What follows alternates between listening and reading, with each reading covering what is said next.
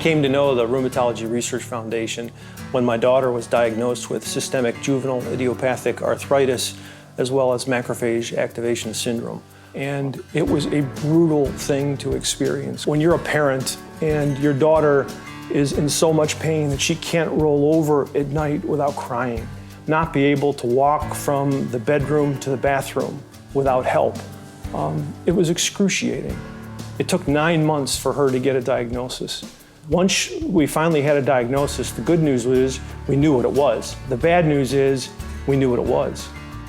We were told at one point that we needed to see a rheumatologist when we hadn't gotten a diagnosis yet, because rheumatologists are great puzzle solvers. They're great at taking all the pieces and putting it together and figuring it out, and that's been our experience. It took us 9 months to get to that point. 9 months of suffering until finally we were referred to a rheumatologist. And the rheumatologist is the one that figured it out. It wasn't easy. It took a lot of blood work, quite frankly, and a lot of experience and expertise to get to that point. But the rheumatologist is the reason that we finally had a diagnosis, the reason that we were finally giving our daughter the medication that she desperately needed. And as a result, 3 months later, she was running a cross-country meet. We watched her cross the finish line. And that's as a result of the doctors, that's a result of the investigators that made her whole again. That's why I need to be involved.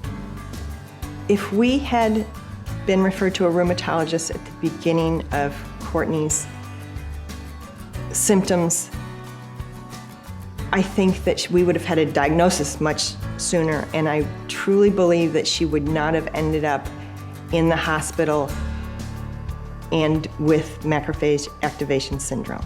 I think that was a result of the diagnosis being so delayed in her case and her body going through so much for so long. And in addition, if she was diagnosed earlier, she wouldn't have gone through 9 months of unbearable pain and agony.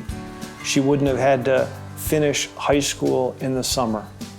She wouldn't have had to drop a couple classes because she got sick again. So I think the implications are significant.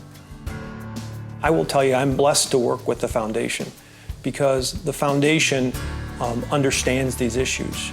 My wife and I, and my daughter especially, has seen that suffering firsthand. There are so many people that have seen worse than we have, that have seen that kind of suffering and are dealing with that every single day. I can't fathom going through what we've gone through without tremendous doctors. We couldn't imagine going through that without having those doctors right there where we needed them to be, being able to call and say, we're having some problems and get an answer right away.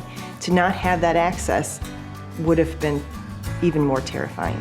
I don't think I've met a group of individuals, I don't like to talk in generic terms like that, but a group of individuals that are as passionate about what they do, are as thoughtful about what they do, and are as committed and dedicated to what they do than the rheumatologists and the researchers, quite frankly, and investigators that I've met in the foundation. It is their life passion, which I thank God every day, because there are people suffering that need it, and there are people that have benefited because of that dedication, my daughter included.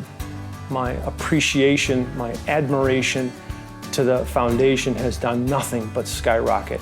And my eternal thanks to the doctors and to the researchers and to the investigators that truly have dedicated their lives to making a difference for people suffering from these diseases is incredible.